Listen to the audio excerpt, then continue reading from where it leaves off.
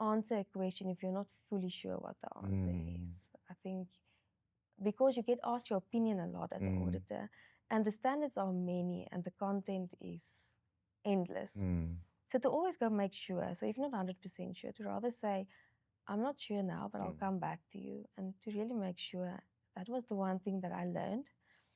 The other thing that I also wish someone told me was to always do the right thing. Yes. Doesn't matter what the consequence, Mm. because it's really a profession that's upheld by integrity Mm. and by standards. Mm. And you have to align your personal values to that. Mm. So yeah, to do the right thing and to never say you know something if you're not really Yes. 100% sure. Hello and welcome back to Beyond the Spreadsheet. My name is Rodilio Lewis, and this is a podcast brought to you by ICANN to give you an idea of the people behind the accounting profession. Now, each episode features members who share their personal and their professional journeys with us, highlighting the human side of the accounting world. This season, of course, we'll be focusing specifically on the audit profession, aiming to showcase exactly what its purpose is and the depth and the opportunities that exist for young people out there. The goal is to inspire current and future professionals to see auditing not just as a technical field, but also as a meaningful and rewarding career.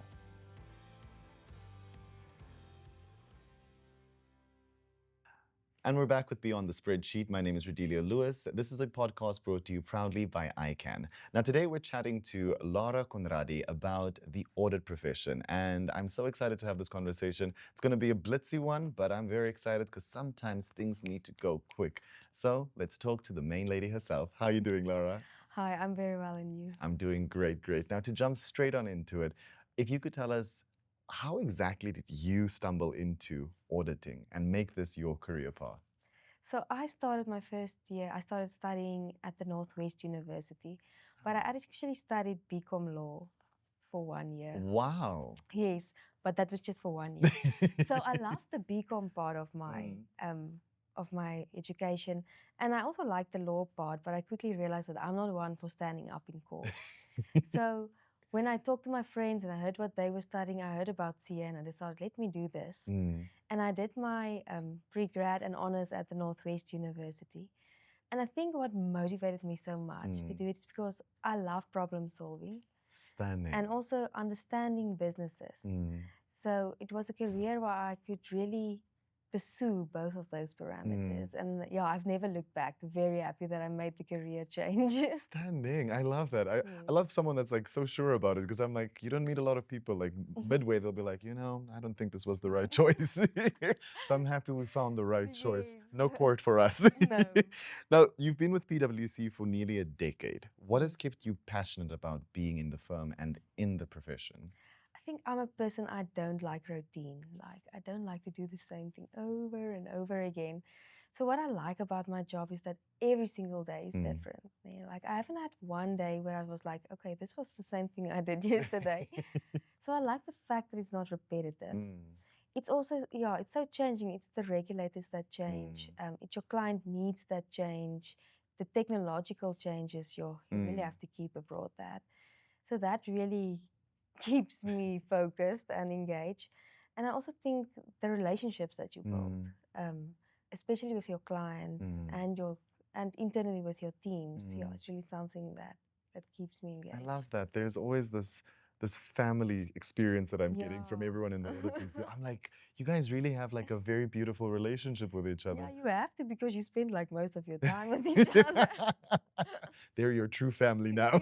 Yes.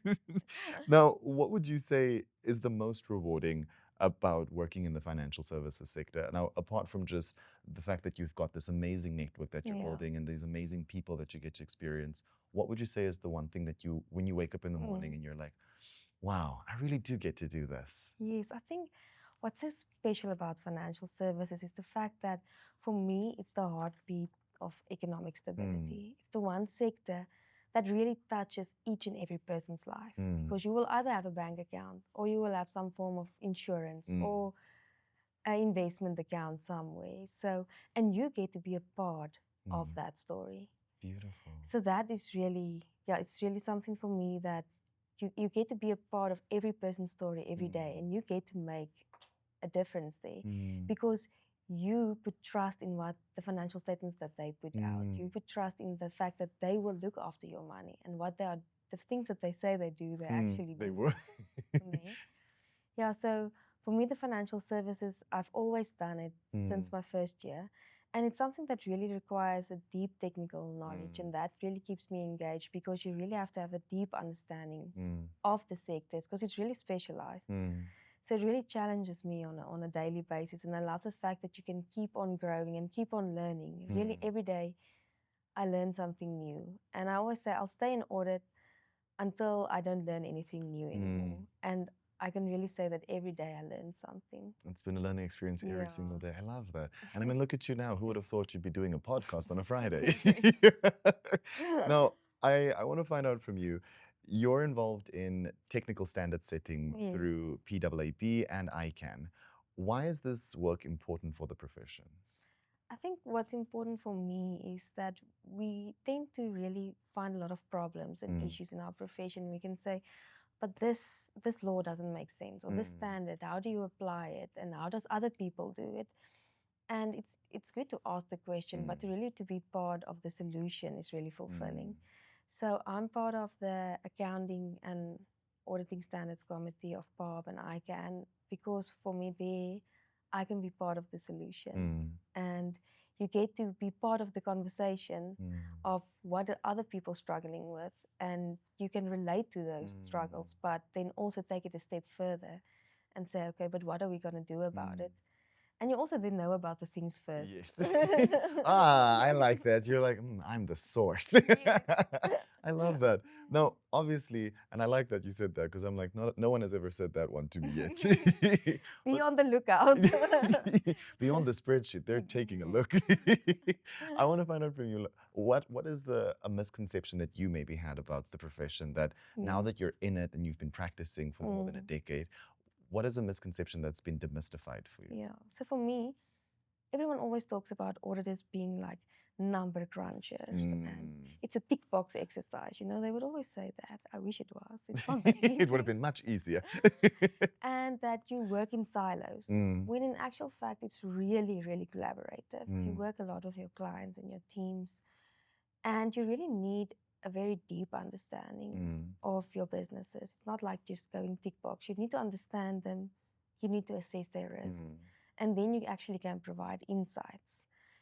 And another thing, maybe on a lighter note, people always say like auditors are so dull and they just dress like black and white. I love color. I was looking at you and I'm like, thank you for popping with a pop of color.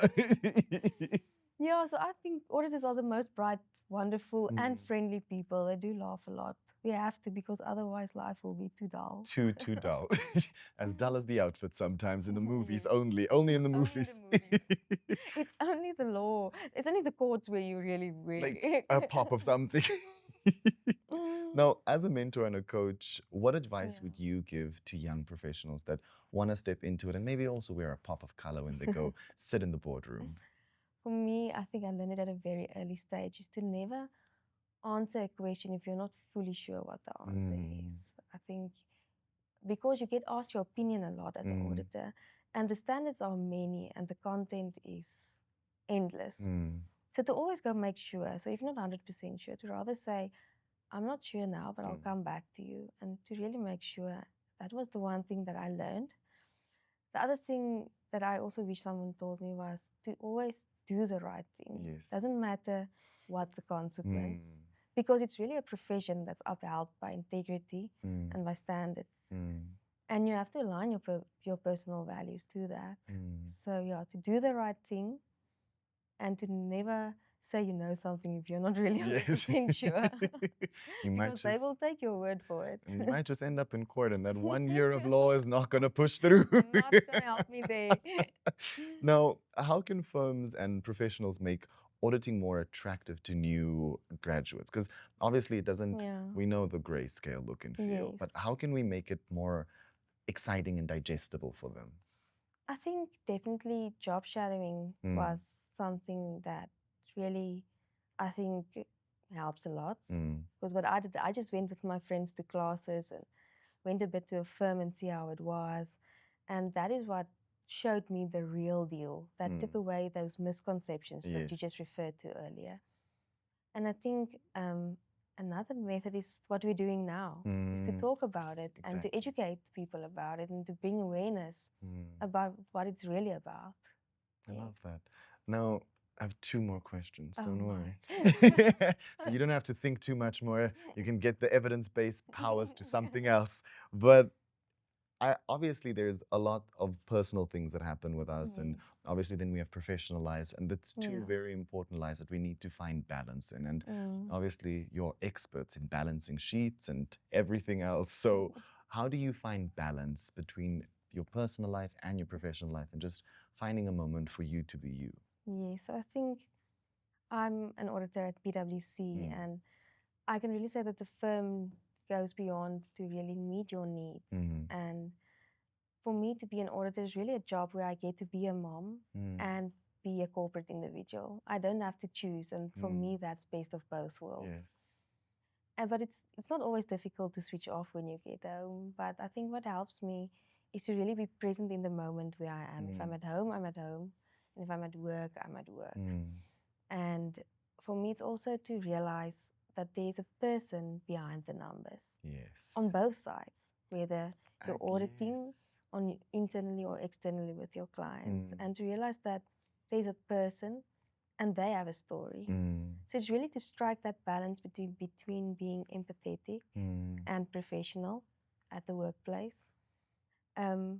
But also to really engage with your clients, because after COVID, I feel like we so easily hide behind that Yes. Teams icon, you know, that Yes. picture that no one looks like. No one looks like Just that. like you look like that on photo day.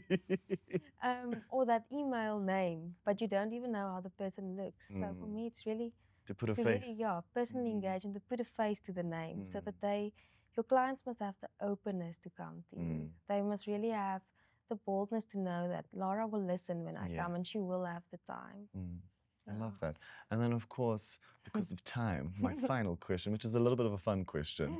If you took the entire journey that you've been on and you wanted to describe it to someone and make them really say, you know, I'm going to be like Laura. I'm going to become an auditor. I'm going to not do the 1 year of law. I'm just going to go straight for it.